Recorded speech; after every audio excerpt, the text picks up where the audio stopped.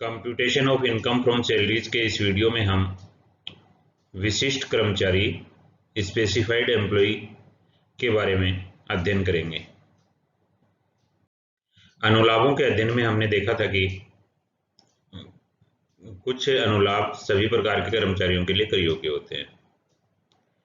कुछ अनुलाभ ऐसे होते हैं जो केवल विशिष्ट कर्मचारियों के लिए कर योग्य होते हैं और कुछ अनुलाभ ऐसे होते हैं जो कर मुक्त होते हैं। तो केवल विशिष्ट कर्मचारियों के लिए कर योग्य अनुलाभ हैं।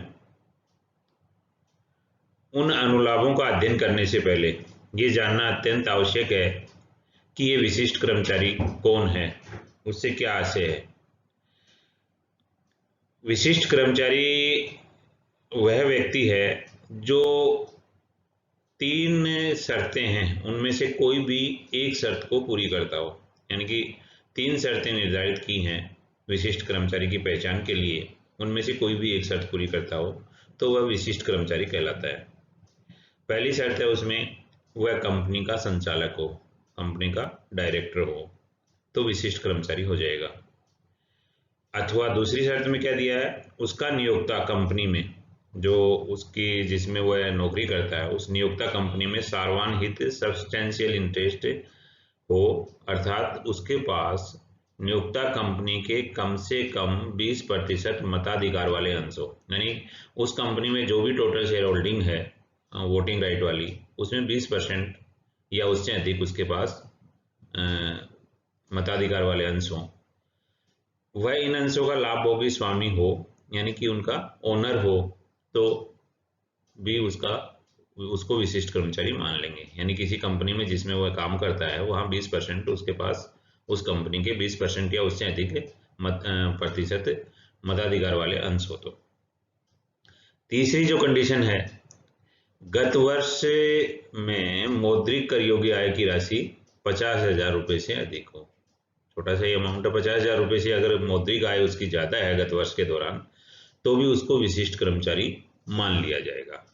तो इस प्रकार इन तीनों में से कोई भी एक शर्त पूरी करता है, कोई भी एक शर्त पूरी करता है, कंपनी का संचालक हो या 50,000 रुपये से अधिक उसकी मौद्रिक कर योग्य आय हो या नियोक्ता कंपनी में सार्वजनिक हित हो, यानी 20% से अधिक मताधिकार वाले अंश उसके 20% या उससे अधिक मताधिकार वाले अंश उसके पास हो, तो उसको विशिष्ट कर्मचारी मान लिया जाता है। तो अब जो तीसरी कंडीशन थी 50,000 रुपये से अधिक की मौद्रिक आय वाली, तो उस मौद्रिक आय की गणना में क्या क्या शामिल किया जाए और किसको शामिल नहीं किया जाए, तो उसके संबंध में नियम ये है कि 50,000 की गणना करने के लिए वेतन में मौद्रिक आयों को जिनको शामिल किया जाएगा उनमें मूल वेतन, सभी प्रकार के भत्तों की कर योग्य राशि, bonus, commission, gratuity, pension, compensation, उपार्जित अवकाश वेतन, यात्रा सहायता का कर योग्य भाग, कर्मचारी के दायित्वों का नियोक्ता द्वारा भुगतान, चिकित्सा व्ययों की प्रतिपूर्ति यानी रिम्बर्समेंट होता है जो मेडिकल एक्सपेंसेस का, उसका कर योग्य भाग, जीवन बीमा पॉलिसी व वार्षिकी में नियोक्ता का भुगतान, कर्मचारी द्वारा किए गए व्यक्तिगत व्ययों का नियोक्ता द्वारा भुगतान व प्रतिपूर्ति इत्यादि शामिल हैं। यानी कि ये जो समस्त राशियां हैं, बोनस, कमीशन, वेतन, मूल वेतन, ग्रेच्युटी, पेंशन, क्षतिपूर्ति, earn leave, leave table concession का टैक्सेबल पार्ट, कर्मचारी के दायित्वों का नियोक्ता द्वारा भुगतान, चिकित्सा व्ययों की प्रतिपूर्ति, इन सब का जोड़ करके 50,000 की गणना में वेतन में इनको शामिल करेंगे।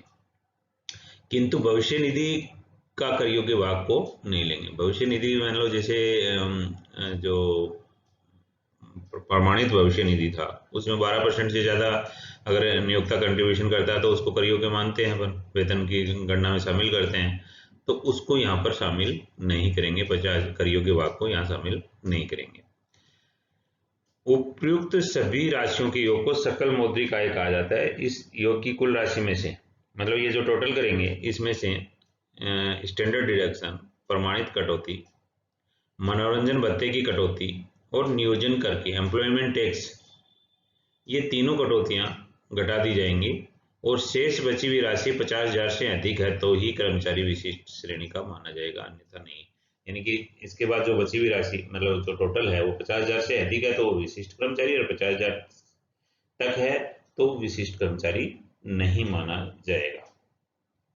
अब यदि उसको विशिष्ट कर्मचारी मान लिया, मान लीजिए वो तीनों शर्तों में से कोई भी एक शर्त को पूरी कर रहा है और विशिष्ट कर्मचारी बन गया, तो ऐसी स्थिति में विशिष्ट कर्मचारी को जो नियोक्ता सुविधा प्रदान करता है निःशुल्क या रियायती दर पर, तो ऐसी सुविधाएं कर योग्य होती हैं।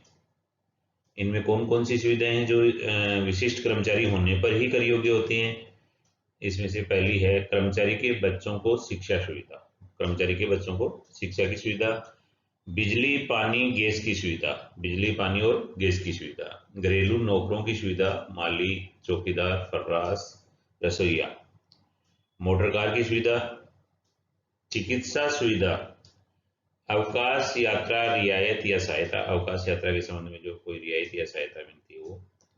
परिवहन व्यवसाय में कार्यरत कर्मचारियों को यात्रा सुविधा, परिवहन के काम में जो कर्मचारी लगे हुए हैं उनको अगर यात्रा सुविधा दी जाती है तो वो भी। तो ये कुल 7 सुविधाएं हैं जिनको कर्मचारी के लिए, विशिष्ट कर्मचारी के लिए कर योग्य माना गया है। अब अपने को कुछ ये भी देखना है कि कर्मचारी को कोई सुविधा देने या कर्मचारी के दायित्वों का भुगतान करने, दोनों में अंतर है। सुविधाएं केवल विशिष्ट कर्मचारी के लिए ही कर योग्य हैं, चाहे नियोक्ता ये सुविधाएं अपने साधनों से दे या इनके लिए अन्य व्यक्तियों को भुगतान करे। लेकिन यदि इन सुविधाओं के संबंध में कर्मचारी के दायित्वों का भुगतान नियोक्ता करता है तो ऐसा सभी कर्मचारियों के लिए कर योग्य होता है। मतलब सुविधा दे तो खुद के साधनों से दे या अन्य व्यक्तियों को दे तो केवल विशिष्ट कर्मचारी के लिए कर योग्य है। किंतु यही चीज यदि कर्मचारी के दायित्वों के भुगतान के रूप में करता है तो सभी कर्मचारियों के लिए कर योग्य होगा, जिसको पिछले वीडियो में अपन पढ़ चुके हैं। यदि कर्मचारी को एक से अधिक नियोक्ता से वेतन मिला है तो विशिष्ट कर्मचारी के निर्धारण में सभी नियोक्ताओं से प्राप्त वेतन को शामिल किया जाएगा। यानी कि जो विशिष्ट कर्मचारी के लिए 50,000 की जो लिमिट है मौद्रिक आय की, उसमें सभी नियोक्ताओं से प्राप्त वेतन को शामिल किया जाएगा।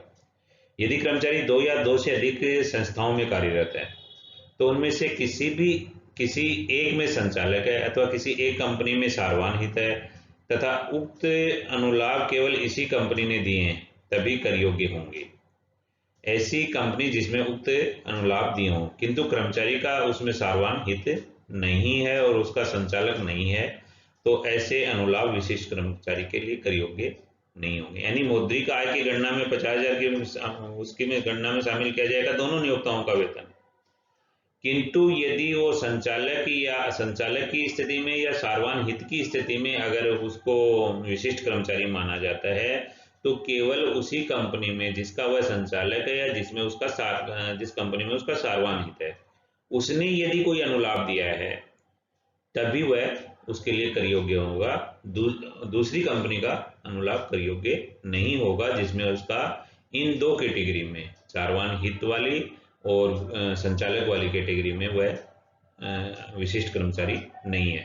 अर्थात जिस कंपनी में सार्वजनिक हित है, जिस कंपनी का वह संचालक है, उसी कंपनी के अनुलाभ कर योग्य होंगे, किसी दूसरी कंपनी के नहीं। अब हम एक क्वेश्चन की सहायता से इसको विशिष्ट कर्मचारी को समझने के प्रयास करेंगे।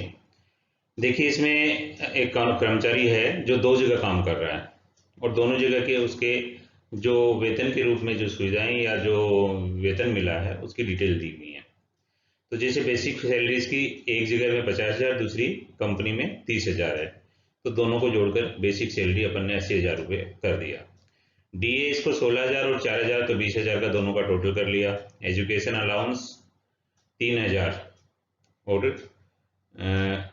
Reimbursement of bill of light and gas. Education वाले में जो 3,000 का लिया उसमें अपन 2 बच्चों का और प्रति माह 100 रुपये प्रति माह की दर से 2400 रुपये एग्जाम्प्ट करके 600 रुपये दिखा दिया। Reimbursement of bill of light and gas, light और गैस के बिलों का पुनर्भुगतान, चूंकि ये कर्मचारी के दायित्वों का भुगतान है इसलिए इसको कर योग्य मान लिया 2400 रुपये को। मेडिकल अलाउंस जो मिला है उसको कर योग्य मान लिया। Reimbursement of medical bills, reimbursement of medical bills, इनमें से इनको 2000 जो मेडिकल बिल हैं इनका रिम्बर्समेंट है 4700 को, इनको भी मान लिया। इसके बाद है employers contribution to RPF, employers contribution to RPF ये मॉनेटरी टर्म्स में शामिल नहीं किया जाता, ये अपन ने पहले पढ़ा है। Value of rent free accommodation, इसको भी नहीं शामिल किया जाता, इसलिए नहीं करेंगे। तो इस प्रकार कुल इस कर्मचारी को मॉनेटरी टर्म्स में 1,09,700 रुपए की राशि प्राप्त हुई है, 1,09,700 रुपए की, जिसमें स्टैंडर्ड डिडक्शन कितना घटाएंगे, 50,000 का। और कोई कटौती इसमें है नहीं, क्योंकि मनोरंजन भत्ते की कटौती अपने को दी भी नहीं है। एम्प्लॉयमेंट का जो लगता है टैक्स वो उसमें दिया हुआ नहीं है। तो ऐसी स्थिति में केवल स्टैंडर्ड डिडक्शन में 16(1)(a) के अंतर्गत स्टैंडर्ड डिडक्शन घटाएंगे, जो 50,000 का घटा दिया, तो 59,700 रुपये, 59,700 इसका मॉनेटरी इनकम हुई। और मॉनेटरी ये जो टोटल मॉनेटरी इनकम है, इसकी कैश इमोलमेंट्स हैं, ये चूंकि 50,000 से ज्यादा है, इसलिए ये क्या माना जाएगा, स्पेसिफाइड एम्प्लॉय माना जाएगा। यानी 50,000 से ज्यादा होने के कारण क्या माना जाएगा, स्पेसिफाइड एम्प्लॉय। और स्पेसिफाइड एम्प्लॉय है तो जो स्पेसिफाइड एम्प्लॉयज के लिए जो टैक्सेबल अलाउंस हैं, जो टैक्सेबल सुविधाएं हैं, वो कर योग्य होंगी। Thank you.